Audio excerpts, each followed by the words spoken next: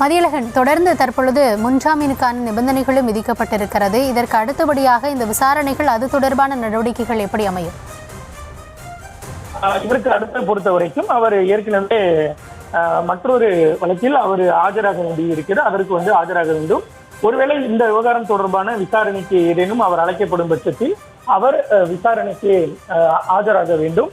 லஞ்ச ஒழிப்புத்துறை வழக்குகளை பொறுத்த வரைக்கும் அது தொடர்பான முதல் தகவல் அறிக்கை பதிவு செய்யப்பட்ட பின்பு உடனடியாக கைது போன்ற நடவடிக்கைகள் மேற்கொள்ளப்படாது. சம்பந்தப்பட்ட, அதாவது முதலில் தகவல் அனைத்து ஆவணங்களும் ஆதாரங்களும் சேகரிக்கப்பட்ட பின்னர் முதல் தகவல் அறிக்கை பதிவு செய்யப்படும்.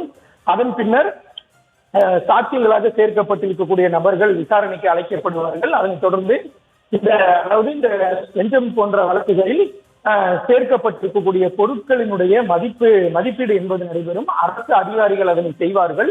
அடுத்தபடியாக தான் இந்த வழக்கில் குற்றம் சாட்டப்பட்டிருக்கக்கூடிய நபருக்கோ அல்லது நபர்களுக்கோ ஒரு நோட்டீஸ் ஒன்று அனுப்பப்படும். இது போன்று உங்கள் மீது குற்றம் சாட்டப்பட்டு இருக்கிறது, இது போன்ற குற்றச்சாட்டுகளை எல்லாம் நாங்கள் தெரிவிக்கிறோம், இதற்கு உங்கள் பதில் என்ன என்று அவர்களிடம் கேட்பார்கள்.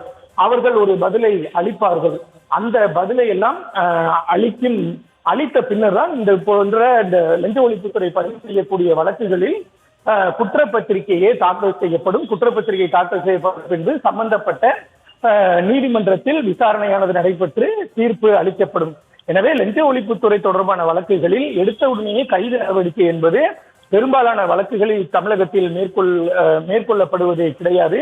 மிகவும் அரிதான வழக்குகளில் மட்டுமே கைது நடவடிக்கை மேற்கொள்ளப்படும். ஆனால் செந்தில் பாலாஜி தாம் அந்த அரிதான நடவடிக்கையாக கைது செய்யப்படுவோம் என்ற ஒரு அச்சத்தில் தான் அவர் முன்ஜாமீன் கோரி சென்னை உயர்நீதிமன்றத்தை நாடினார். அங்கு அவருக்கு நிவாரணம் கிடைக்காத நிலையில் உச்சநீதிமன்றத்தை நாடி தனக்கான நிவாரணத்தை பெற்றிருக்கிறார்.